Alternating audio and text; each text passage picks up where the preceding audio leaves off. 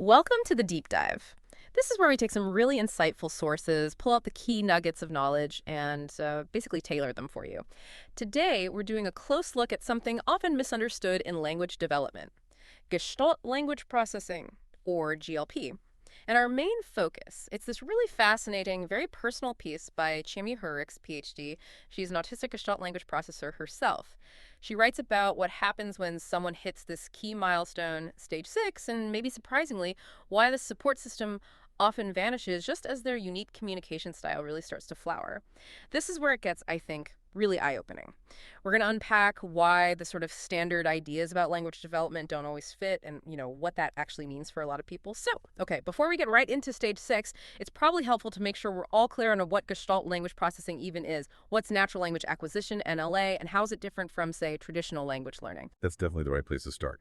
So natural language acquisition, or NLA, it describes this developmental path where language develops in gestalts.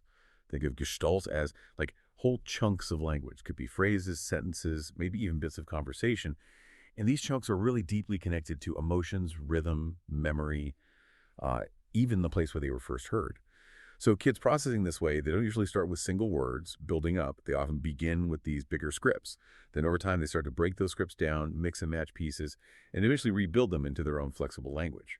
Right, and this whole process is often talked about in about 6 broad stages. Stage 1 is often that immediate or delayed echolalia, repeating lines from movies or songs, often with the same intonation or feeling. Stage 2, they might start combining chunks, maybe taking a phrase from here and adding it to one from there, playfully. By stage 3, you start hearing more single words, but they're often still sort of extracted from those original gestalts. And it progresses through stages, right up to stage 6. The really key thing, though, is that NLA isn't a disorder. It's just, it's a different map for learning language. Okay, a different map. So if it goes through these stages, stage 6, well, it sounds like it should be the peak, right? The endpoint, the magic milestone, maybe. That's the common perception, yeah. But here's what's really crucial about stage 6. While it is where flexible self-generated language starts to blossom, it absolutely does not mean that GLPs suddenly switch tracks and become like analytic processors, those who build word by word. No, stage 6 means they're finally able to speak as themselves. They start generating language that feels internal, feels authentic, truly their own. It often still has that gestalty feel, maybe nonlinear, still very much rooted in that felt sense in emotion and experience. It's like the first really tentative steps into language they fully inhabit. Yeah, this is the exact point where Gestalt language processors can start to, narrate their own lives, tell their own stories, not just echo things back, but, and this is the really tough part, the unexpected twist. This is the exact moment most support systems tend to fall away. Wow. That feels like a huge paradox. Just when this authentic voice starts coming through, the help disappears. Why? What's driving that? Well, if you look at the bigger picture, this withdrawal of support at stage 6, it's systemic. It's not about the individual. It's really tied to a funding model for therapy and education that focuses on visible deficits, things you can easily measure. It's not really set up to support these unique, sometimes looping or spiraling developmental arcs that GLPs have. Funding is mostly for remediation, right? Measured by things like compliance, hitting certain targets, crossing diagnostic thresholds. So when someone crosses this kind of arbitrary line from being seen as delayed to maybe functional, even if functional looks very different for a GLP, poof, the support often just vanishes. Yeah, think about IDEA, the Individuals with Disabilities Education Act in the U.S. It's just not really structured for someone who might be verbally fluent but still needs a lot of guidance. There isn't really a box to tick for someone who can talk but maybe struggles intensely with writing. Or someone who sounds eloquent but is frequently misunderstood, or has expressive language but lacks narrative agency. The system kind of expects these neat, tidy arcs of progress. GLPs often don't follow that pattern. Like Jaime Hoerricks points out, there's just no reimbursement code for Language Companion. There's no IEP goal that says, write yourself into coherence. And no federal money specifically for help me become legible to myself. So GLPs can end up falling through the cracks, not because they failed, but because the defined path just ends right where the real journey of self-expression is only just beginning. That really paints a picture, and it leads right into another huge challenge you mentioned, writing. We hear it all the time, kids today can't write. But for GLPs, it sounds like it's way more complicated than that. Oh, absolutely. Writing isn't some automatic skill that just shows up once speech is there. Neurologically, it's actually the last literacy skill to fully develop. It requires this incredible coordination of skills, synthesizing ideas, planning, thinking abstractly, fine motor control, regulating emotions, and, critically, having a solid sense of self. It's deeply complex, and honestly, in the U.S. system, we often demand it way too early. So for GLPs, if you push writing before their language system has kind of settled, before they've reached those stages where their gestalts become more flexible, what some call mitigation stages, it's more than just a mismatch. It can feel punishing. You're basically asking them to break apart these meaningful chunks they're still learning to manage, spell words they might not even hear as separate units yet, and fit into this analytic structure that doesn't match how their mind works. And the result? Often, it's burnout, shame, maybe even shutting down completely around writing. The reality is, for many GLPs, writing only starts to feel truly possible around stage 5 or 6. That's when flexible language has emerged, when the gestalts have been really lived in and spoken. That's when writing can become this active agency, authentic expression. But like we said, by then the sport's off and gone. The system assumes, okay, you've made it, when really they've only just arrived at the starting line for writing. It's just, yeah, astonishing how that works out systemically. And it's not just about services ending, right? You mentioned fragmentation among professionals, too. Exactly. It's fragmented. Think about a speech-language pathologist, an SLP. They might be fantastic, but maybe their training never even mentioned gestalt language processor. So what do? They use the tools they have, maybe articulation drills, sequencing cards, things that work well for analytic learners. But for a GLP, this might feel confusing or irrelevant. They might even get labeled as disorganized or worse, resistant. Okay. And then you have literacy specialists. Many are trained in the science of reading, which is great for phonics for analytic learners.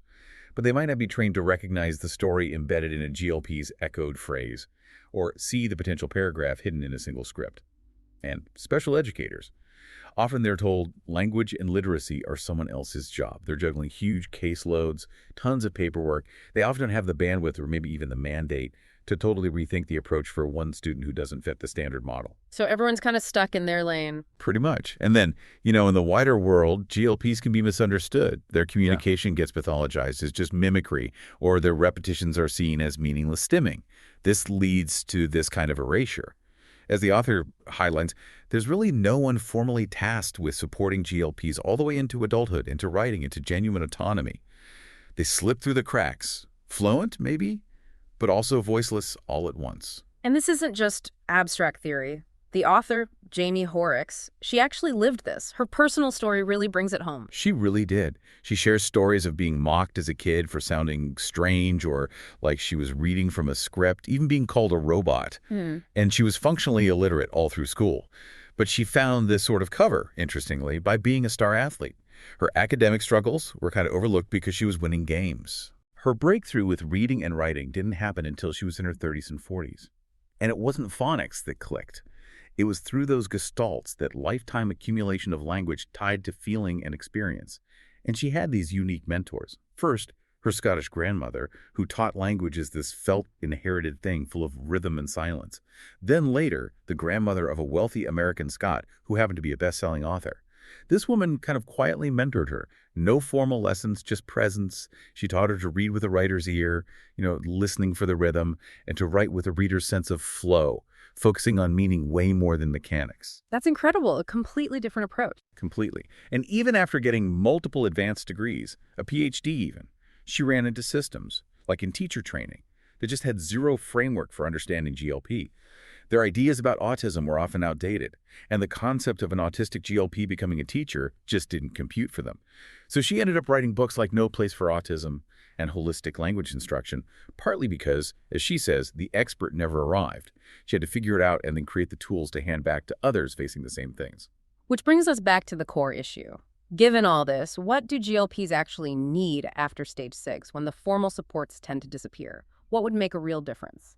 Right, so after stage 6, just as that narrative ability is starting to emerge in a way that could become writing, what they need most is accompaniment.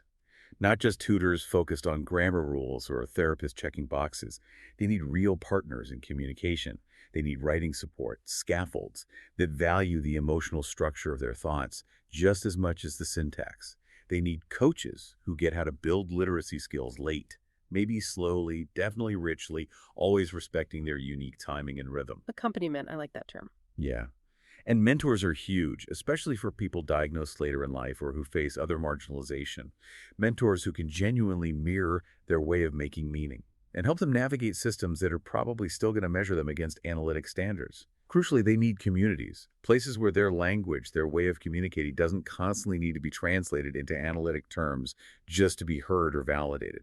Essentially, they need someone, anyone really, to recognize stage 6, not as the finish line, but as the starting block for writing, and then to stick around long enough to actually help them do it. That's powerful. So for everyone listening, parents, teachers, therapists, maybe GLPs themselves who are thinking, okay, what do I do now?